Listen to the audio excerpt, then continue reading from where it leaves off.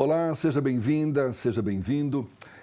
Ele é pesquisador e professor da UNEB, Universidade do Estado da Bahia, e está lançando seu novo livro, Pavor de Viver, Contos Gay Sexy. É uma obra que promete causar grande impacto ao abordar temas, segundo o autor, perturbadores, com personagens sombrios e cenas de sexo explícito. Um livro com linguagem rápida e envolvente, que desafia os padrões convencionais e traz uma reflexão sobre a sociedade em que vivemos. É com muito prazer que a gente recebe o escritor Newton Milanês. Prazer mesmo, seja bem-vindo, tudo bom? O prazer é meu, Jefferson, de conversar com você aqui e falar para o seu público. Antes da gente entrar no mérito do livro, propriamente dito, mas por que você se motivou a explorar um tema, segundo você mesmo, tão perturbador, de forma explícita, direta? Qual foi a motivação para isso? Eu acho que essa é Newton? uma forma da gente abordar a nossa realidade, né? E a realidade, ela é impactante, ela cai sobre a gente, né?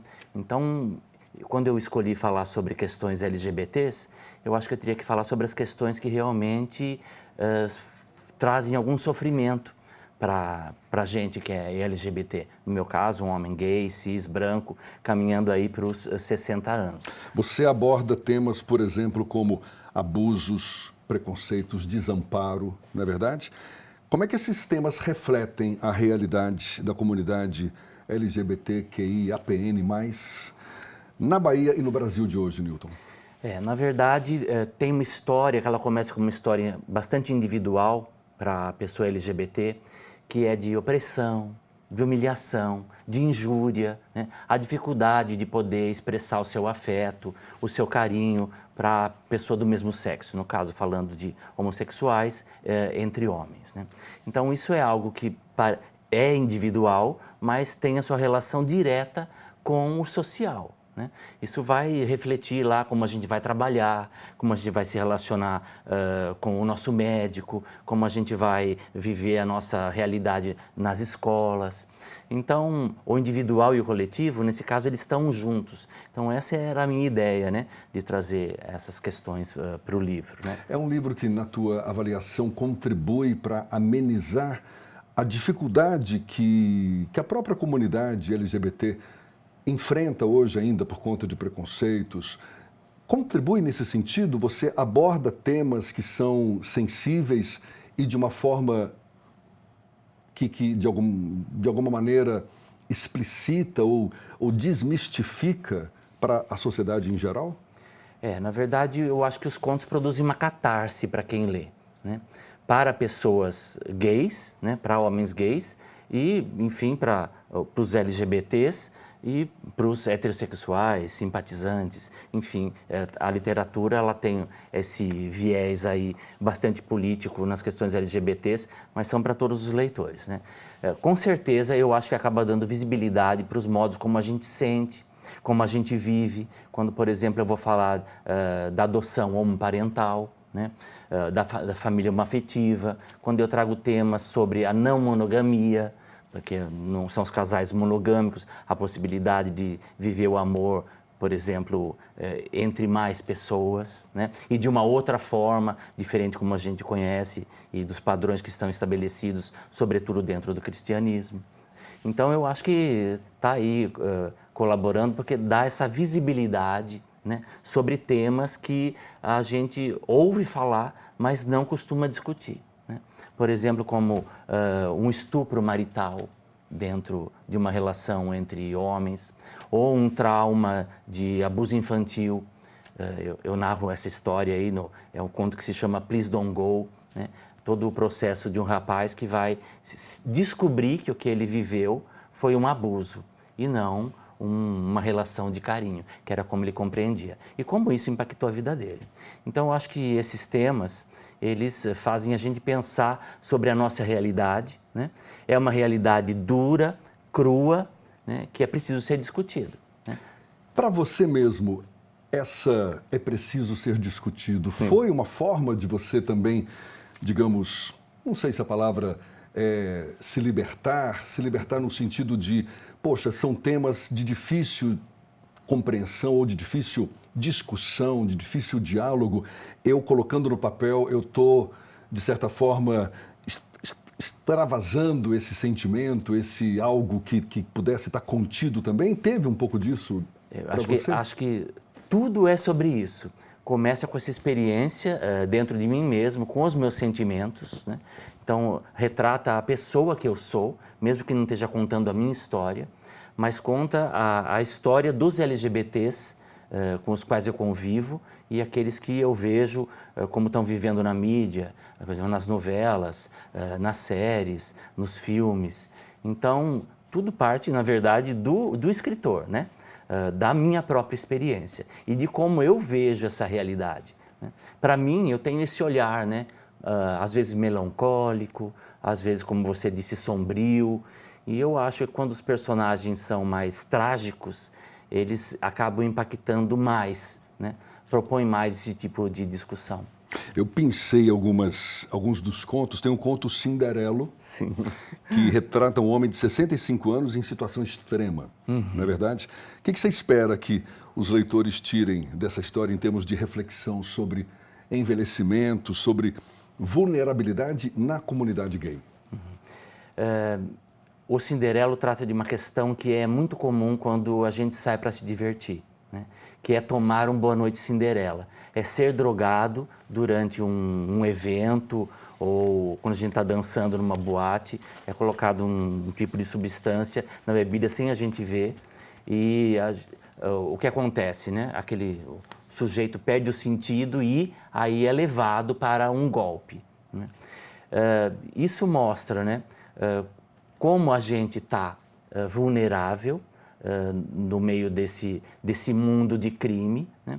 Como tantas pessoas, tantos gays não denunciam quando são vítimas desse tipo de abuso, né? Além disso, tem a questão do etarismo nesse conto, né? É um professor que está vivendo, na verdade, as suas últimas horas, né? Ele não tem consciência disso. Então, fala do desamparo, né, do homem gay que está ali sozinho, que pelas próprias circunstâncias sociais se separou de toda a sua família, né, e que naquele momento, só no seu último suspiro, vai encontrar um amigo antigo, né, sob a música da Vanusa. Né. A comunidade gay ou a comunidade LGBT, em geral, é unida? Hoje você percebe que existe um movimento comum entre os integrantes dessa comunidade no sentido de lutar por bandeiras que sejam também comuns, ou ainda existe dificuldade entre a própria comunidade no sentido de, poxa, não, estamos caminhando juntos, ou não é muito assim? O LGBTI+, né, cada lugar tem pautas muito diferentes e reivindicações muito diferentes uma das outras, né? Isso faz que, em algum momento, cada um siga um caminho e corra na sua própria raia, né? Mas eu vejo que há, sim, um certo tipo de conversão para as mesmas ideias, né? Todo mundo com o mesmo viés para a mesma luta. A ideia do orgulho, né, do Gay Pride, da grande festa que sempre acontece em julho em São Paulo, é um tipo de manifestação que expressa esse tipo de união, né? Porque todas as cores do arco-íris estão lá naquele momento, né? Quais são as grandes causas do movimento LGBT? Posso dar um exemplo, que é algo com que eu tenho trabalhado mais de perto, por exemplo, a questão intersexo, né? A pessoa intersexo, logo que ela nasce, ela já tem uma intervenção médica, é exigida uma intervenção médica sobre o seu sexo.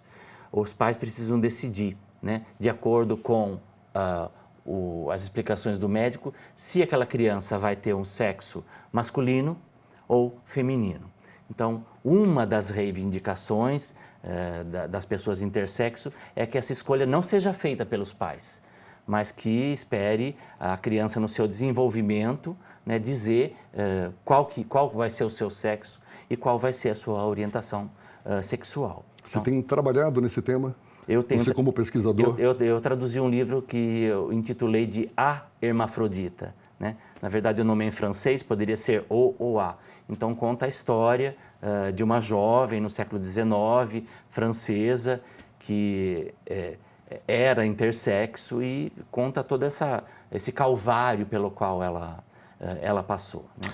Você menciona que o livro Pavor de Viver é uma obra que desafia o binômio religioso e político de controle do corpo alheio. Explica melhor para a gente, Newton. As religiões, de uma maneira em geral, né, e tanto o próprio Estado, que é o lado político, tem normas e padrões que ditam uma maneira de viver, né? Algumas religiões professam um tipo de fé que exigem da pessoa que siga um determinado padrão, modo de vida, né? Na verdade, é ditado como conduzir e sentir o prazer com o seu próprio corpo, né? Isso também acontece com o Estado, quando o Estado propõe políticas públicas ou não a respeito do tratamento de saúde para pessoas LGBTs. Também é uma forma de controlar esse corpo, né? De dar acessibilidade de eu viver o meu corpo da maneira como eu compreendo ou não, né? Então, esses são dois lugares possíveis aí, né? Mas isso também acontece na escola, né? Que é uma outra questão. Na educação, será que há essa possibilidade da criança LGBT poder se desenvolver a si, né? Se compreender nesse mundo de hoje, da maneira como ela sente as suas relações de amor e de afeto, né? É o que a gente espera, né? Que a escola possa acolher isso. Então, esse seria também um outro lugar.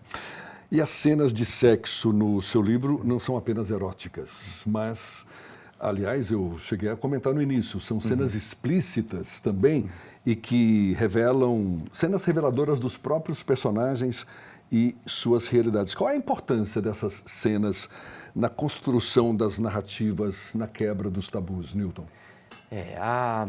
Quando eu estou falando de sexo explícito, é algo que remete muito ao cinema, né? Que é essa ideia, né, do meu conto, essa agilidade de parecer uma série. Agora, ele é explícito por causa do tipo de linguagem, como eu descrevo as relações sexuais, como eu narro, o que eu relato, as sensações de prazer, de dor, de repulsa, né? Eu nomeio as partes do corpo, efetivamente, sem nenhum tabu, ao longo dos contos.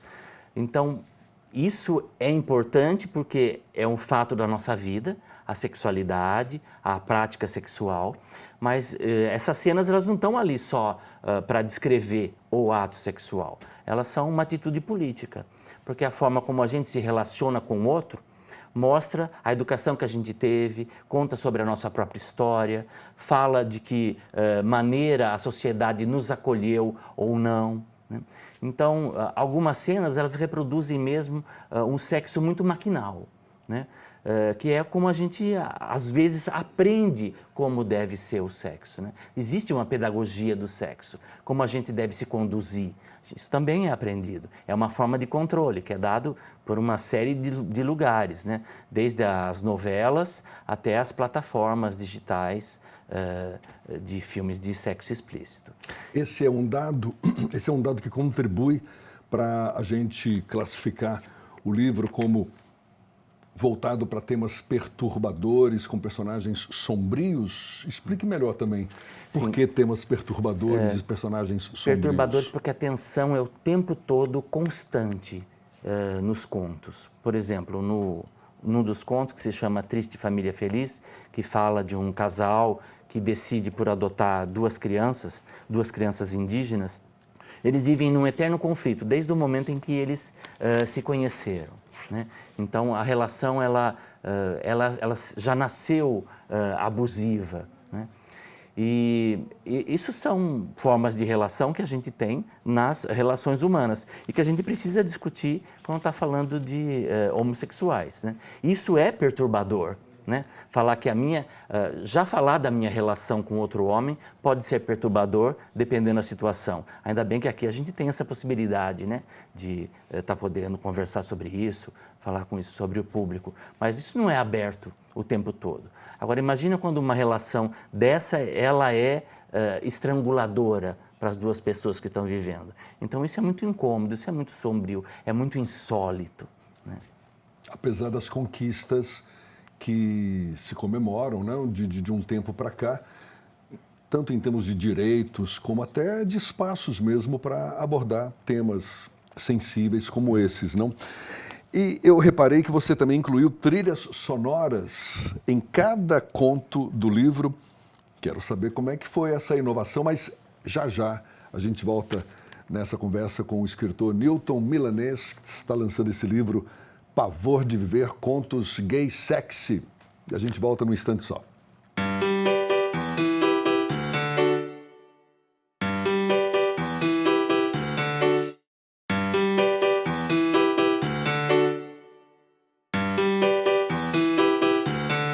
Já estamos de volta. Nosso convidado, o escritor Newton Milanês, que está lançando o livro Pavor de Viver, Contos Gay Sexy.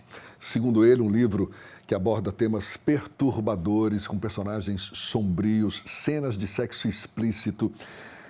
E eu vi que você incluiu trilhas sonoras em cada um dos contos.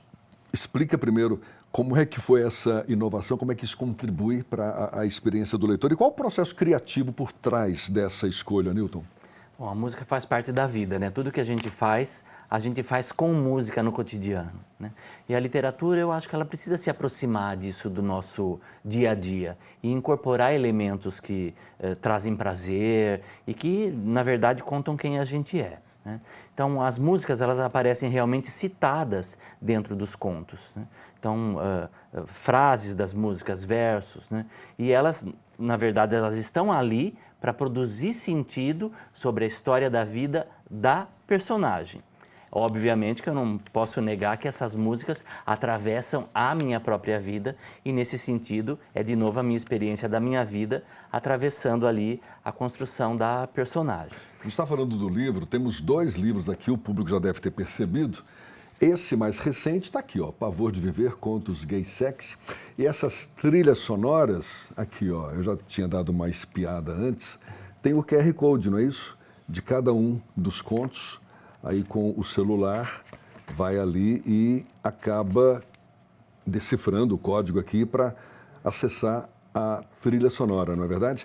E o seu primeiro livro, que é esse daqui, As Audiovisualidades em Mim. É uma autobiografia? É uma autobiografia. E, na verdade, eu falo da minha vida enquanto criança gay no período da ditadura e vou citando todas as imagens, filmes, séries, novelas que eu vi e que acabam formando a minha identidade naquele período. Sim. Né? Me dando a possibilidade, né, de me reconstruir enquanto homem gay hoje, nos dias de hoje, né? A ditadura foi um período dificílimo e ela realmente cerceou a formação das identidades, no caso da identidade LGBT também. Então, eu busco compreender como foi esse processo para mim de não poder, né, de não poder exercer a mim mesmo, e o que isso refletiu na pessoa que eu sou hoje, né? O que eu estou bastante feliz, porque estou aqui podendo falar disso. Você se reconheceu uma pessoa gay na infância ou foi preciso um desenvolvimento maior para ter essa percepção? Bom, na verdade, eu não tinha o nome, né? Eu não me nomeava dessa forma, né? Mas os outros nomeavam a mim, sempre através de um insulto, né? Então, e essa equiparação era feita com o que eu via, por exemplo, em programas de TV. E aí isso foi construindo a minha identidade, né? Daquilo que eu não podia ser, daquilo que era errado, sentir daquela forma ou dizer alguma coisa de alguma maneira, da minha própria maneira, não é? Me vestir assim, querer me vestir assim ou assado, né? Então, é dessa forma que a coisa vai se dando, né? Naquilo que não se pode ser, né? E eu já me reconhecia assim pelos olhos dos outros, nesse negativo, né? Muito ruim, né? Como é que foi essa transição da experiência mais realista, digamos assim, uma vez que você buscou uma autobiografia, enfim, se reportando a sua infância e tudo mais, para a ficção, que é agora o Pavor de Viver, Contos Gay Sexy. Ou seja, como é que essa mudança te permitiu explorar novos aspectos da identidade, da própria vivência gay, Newton? É interessante que eu pude me deslocar de mim mesmo para falar de outras experiências que eu também não tinha tido, mas que são importantes para a gente fazer desenrolar esse lugar do homem gay no dia de hoje, né? Então, em um dos contos eu tenho um personagem que ele é um homem gay em situação de rua, né? Então, eu não poderia falar desse lugar se eu estivesse trabalhando a minha autoficção, né? Então, quando eu fiquei pensando, puxa, há tanta coisa para eu dizer, há tantas vidas que podem falar desse lugar LGBT, que eu não posso tomar apenas a mim como referência. Mas esses lugares todos me atravessam de alguma forma, né? Então, estão aí no livro. Inclusive, você aborda diferentes personagens de faixas etárias diferentes, experiências diferentes. Como é que você avalia a evolução das questões LGBT ao longo das décadas, por exemplo, da sua infância aos dias de hoje?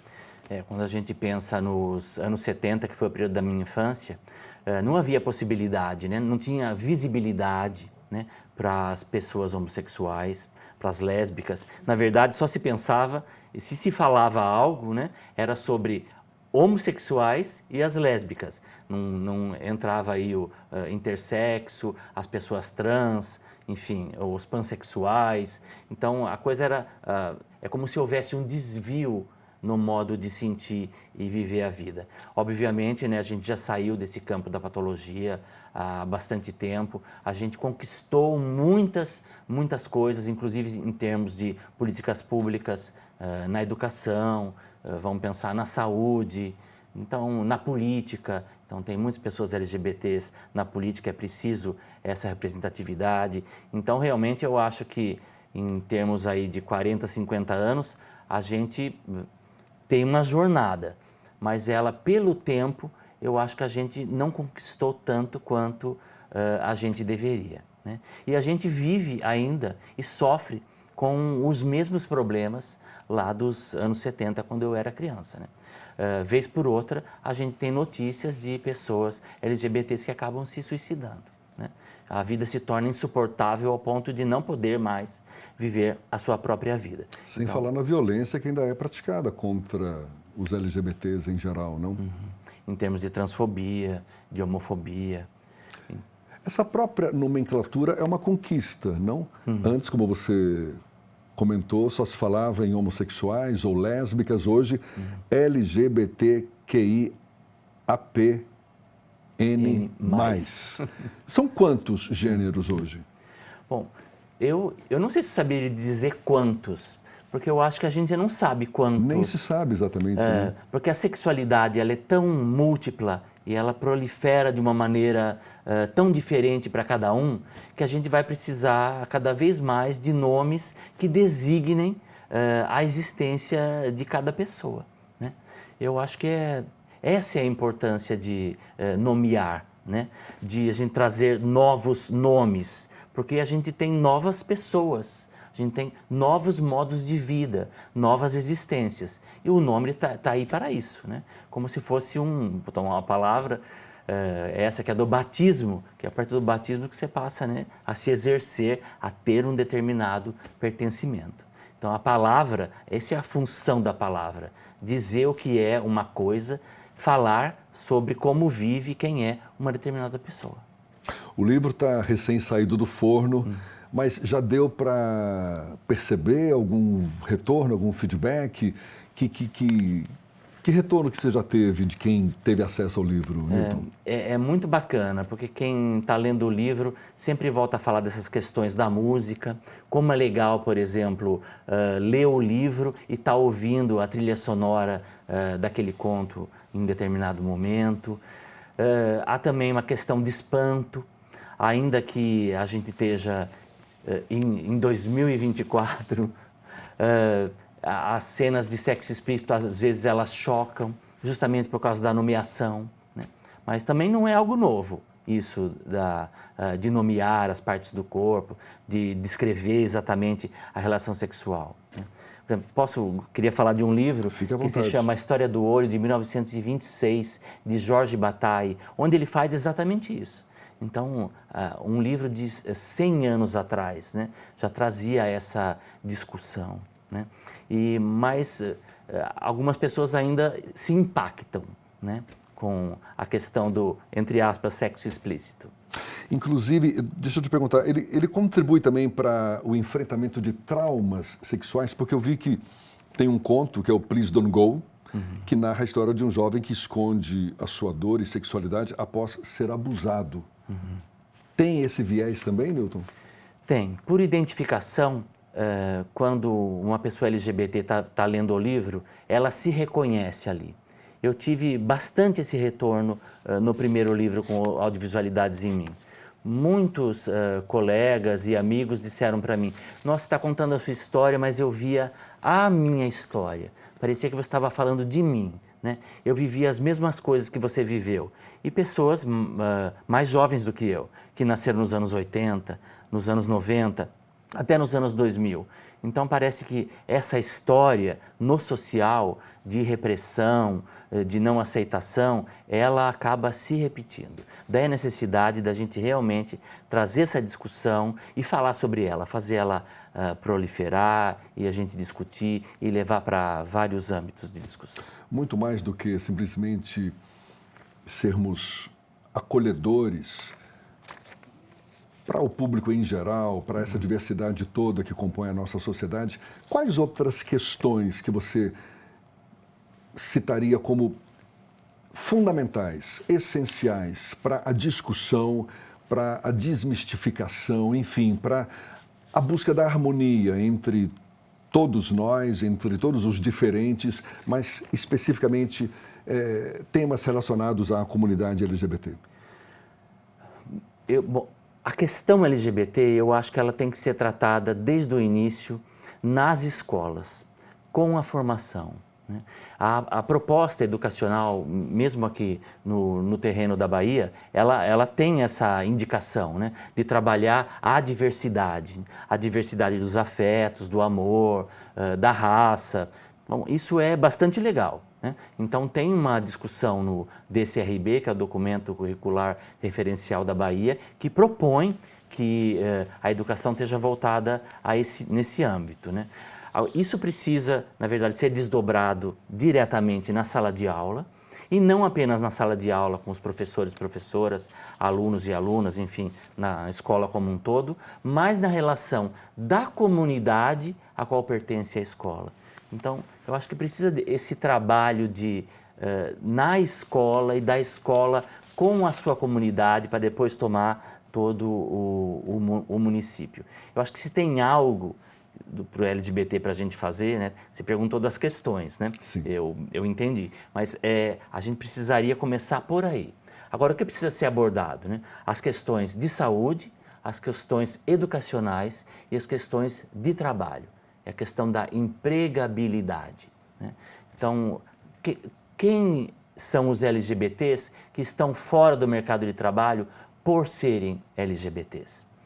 Então, não basta ter um acolhimento, uma tolerância, é preciso ter a posição do Estado para que esse mercado se abra para receber pessoas LGBTs. Tolerância e inclusão. Sim. Para a gente encerrar, Newton, como é que você espera que o livro Pavor de Viver impacte não apenas a comunidade LGBTQIAPN+, mas também o público em geral em termos de compreensão das realidades vividas por esses indivíduos? A literatura, ela abre a vida da gente para todos os caminhos. Há uma necessidade da gente dizer que essa literatura ela é LGBT, porque é uma questão política. Como eu disse antes, é preciso nomear para a gente existir. Mas essas questões, elas estão relacionadas com todo mundo, o tempo todo. Porque todo mundo está se relacionando com um homem gay, com uma mulher lésbica, com uma pessoa intersexo, com uma mulher trans, com um homem trans. Então, como nós vamos gerenciar essas relações, né? Você falou de harmonia. Será que é possível viver em harmonia? Mas é possível viver. As relações humanas, elas são complexas, elas são cheias de conflitos, mas também, ou se relacionar, né, acaba modificando a vida de todo mundo. Então, a gente está aí do LGBT para as relações todas, que são as nossas relações do dia a dia, no trabalho, na escola, em todo lugar. Newton, parabéns pela obra e muito obrigado pela sua disponibilidade. Sucesso sempre. Até uma próxima. Eu que agradeço profundamente. E muito obrigado a você também que acompanhou esse nosso bate-papo. Até uma próxima. Um abraço.